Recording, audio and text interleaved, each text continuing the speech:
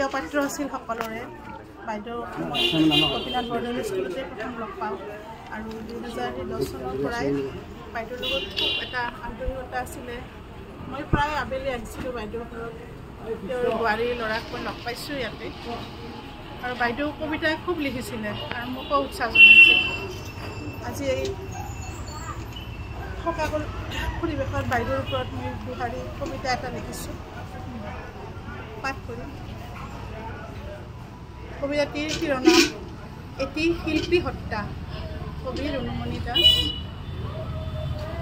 এটি শিল্পী হত্যাৰ অৱসান হ'ল, এটি সৃষ্টিশীল জীৱন ইতিহাস হ'ল। 16 মাৰ্চ 2024 চন।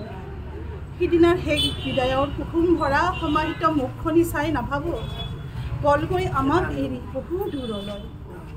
আপোনাৰ প্ৰণীত আলেখ্যখনি আমি আৰু আপোনাৰ সৃষ্টিবিলাক আমি ভগ্নীভাৱে ৰাখিব লাগিব জীয়াই। মৰমেৰে বান্ধিছিল সকলোকে, সৃষ্টিশীলতাৰে প্ৰাণৱন্ত কৰিছিল চৌপাশ সঞ্জীৱনী। নিষ্ঠুৰ নিয়তিয়ে সুৰুকীয়া বাটেৰে কাটি নিলেও আমি ৰাখিব লাগিব জীয়াই আপোনাৰ স্মৃতিৰাজি আৰু আপোনাৰ সামাজিক সান্নিধ্যতা। ধন্যবাদ।